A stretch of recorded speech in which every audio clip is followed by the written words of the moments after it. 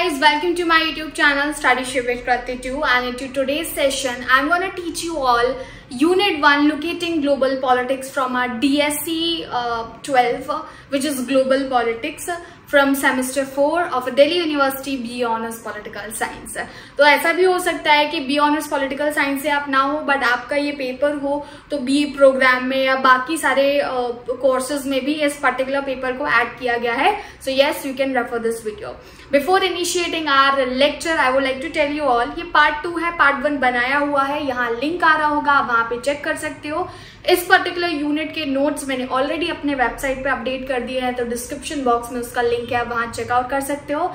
I am Krati and I have actually graduated from University of Delhi itself from the same course. This is I am teaching this and I also provide crash course, तो जिसमें students को live classes होती है, उन्हीं live classes को recorded भी provide किया जाता है सो दैट नोट्स इन्वॉल्व है, आंसर राइटिंग इन्वॉल्व है, रीडिंग से हम लोग हमारे लेक्चर्स करते हैं। In case you are interested because it's a paid course, you can contact me on to the given number here 6390665726 and let's get started। तो हमारे लास्ट लेक्चर में हमने किया था कि ग्लोबल पॉलिटिक्स में like how West exploited East and कैसे ये सारा सेटअप जो है वो सेट होता है। तो उसमें अप टू 6 टॉपिक कर लिया था, 7 से हमने इनिशिएट करना है। Eastern influence on western civilisation, अगर देखा जाए तो वेस्टर्न सिविलाइजेशन में कहीं ना कहीं रूट्स मिलती है ईस्ट से because they got influence by it. For instance eastern civilisation में जो हमारा सबसे पुराना कल्चर है ancient civilisation, that somewhere influenced western civilisation to progress. Second thing is that East ने बहुत हद तक डोमिनेट किया है ग्लोबल इकोनॉमी को, जिसने मॉडर्न वेस्टर्न सिविलाइजेशन को इन्फ्लुएंस किया। For instance we have example silk route हो गए हमारे, ठीक है, और इजिप्ट की जो इकोनॉमी थी like during ancient civilisation that was really prosperous. So West always used to look up to the East for the resources, and this is why they got greedy in order to get it, and they acquired all these areas. अब है Eurocentric versus non Eurocentric views. Europeans अपने culture को और अपनी civilisation को कैसे देखते हैं? दे सी कि वेस्ट बड़ा रैशनल है, लॉजिकल है, प्रोग्रेसिव है और साइंटिफिक है, and they actually see East as barbaric, despotic, मतलब ऑटोक्रेटिक सिस्टम यहाँ पे चलता है। इनकी इकोनॉमी जो है एकदम स्टैग्नेंट है। This is why they believe in to the idea like एक तो ओरिएंटल डेस्पोटिज्म हो गया, बहुत ही फेमस आइडिया है जो वेस्टर्न कंसेप्शन बनाया गया था और बना है, ये पर्टिकुलर थ्योरी है जो मार्क्स ने दी है, oriental despotism and white man's burden. ठीक है, ये दो बहुत ही फेमस थ्योरी है फॉर ईस्ट के, किस तरीके से ईस्ट कितना पिछड़ा हुआ है and West is ahead of them, and they always justify the western imperialism. तो जो मैंने आपको दो बताई हैं यहाँ पे theories, you can just remember these. One is oriental despotism and second one is white man's burden.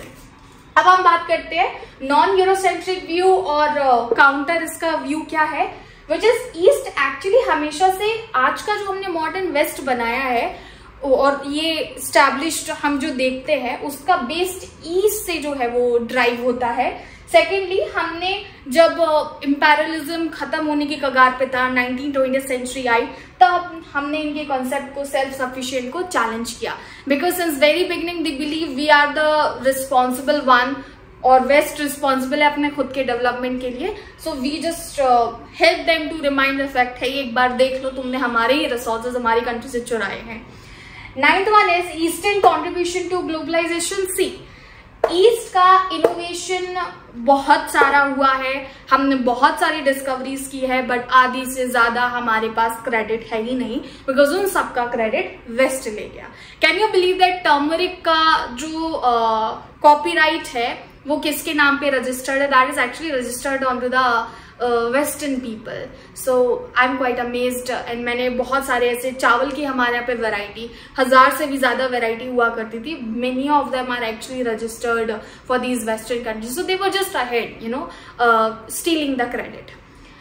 Second, advanced in agriculture, trade, technology influencing West, because हमारे यहाँ की जो लैंड थी, जो जिस तरीके से हम लोग फर्टिलाइज किया करते थे उसको, जो टेक्नोलॉजी हम लोग यूज किया करते थे with bare minimum resources, that was actually quite impressive and they all used it in order to develop themselves.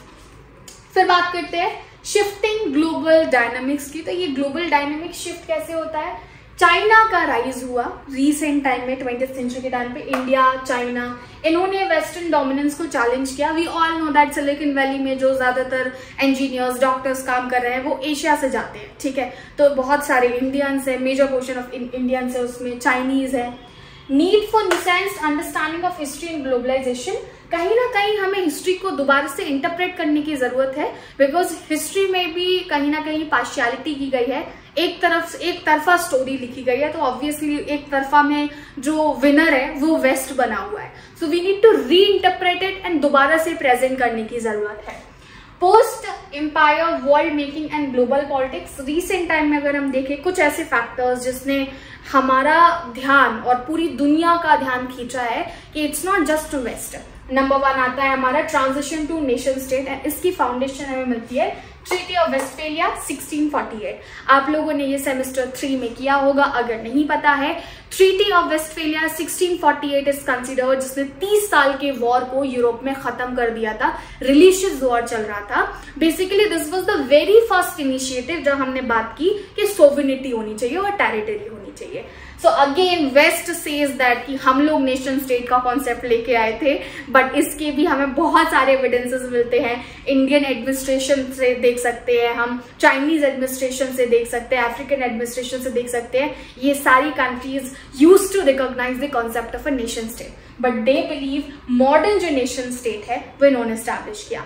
If I am right, जो आपका सेमेस्टर 3 था ना, उसमें IR था बिग बैंग थ्योरी है, ठीक है। Big bang treaty of Westphalia दिया हुआ है। I am not able to recall that particular topic. Myth of treaty of Westphalia, ठीक है। तो उसमें ये सारा है कि किस तरीके से they again put them ahead. अब दूसरा है डीकोलोनाइजेशन एंड इंडिपेंडेंस मूवमेंट। देखो 19th 20th सेंचुरी तक आते आते ये कॉन्टिनेंट्स अवेयर हो गए थे कि हो क्या रहा है इनके साथ। तो एशिया, अफ्रीका में ज्यादातर जो नेशंस है वो बगावत कर रहे थे इंपीरियलिज्म और कॉलोनियलिज्म को लेकर के।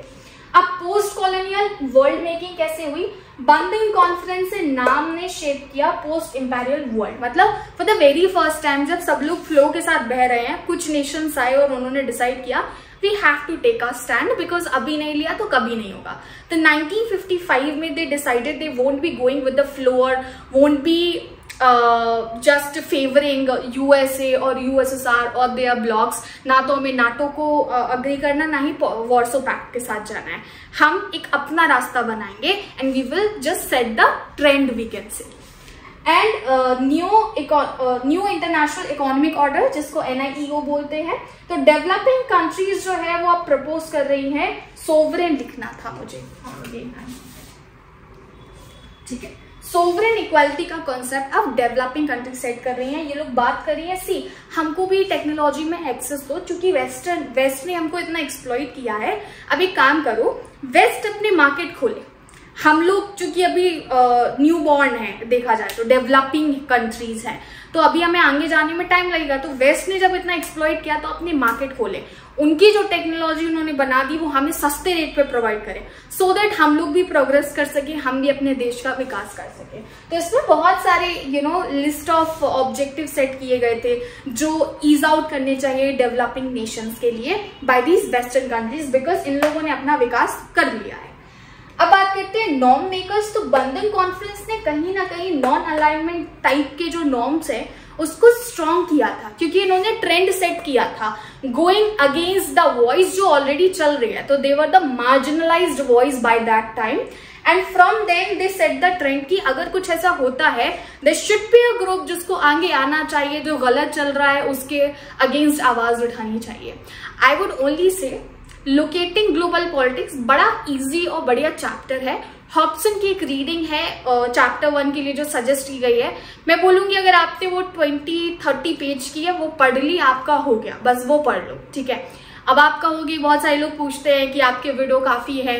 सी अगर एग्जाम पर्पज से पढ़ रहे हो तो मैं बोलूंगी काफी है, नोट्स रिवाइज कर लो। बट अगर लिटरली जानना है, डिटेल्ड में समझना है, जो कि बहुत कम बच्चे करते हैं, तो फिर आपको रीडिंग गो थ्रू करनी चाहिए। बिकॉज उनका ये है कि आपका थ्योरेटिकल जो लेवल है उसको बढ़ाया जाए, आपके इंटेलेक्चुअल लेवल को बढ़ाया जाए, you can just go ahead and see that there are different perspective so that you can shape your perspective. And आज के लिए ज्ञान इतना ही। आप मुझे कमेंट सेक्शन में बता सकते हैं अगर आप कुछ पूछना चाहते हैं। बाय बाय फॉर नाउ, मिलेंगे हमारे नेक्स्ट वीडियो में।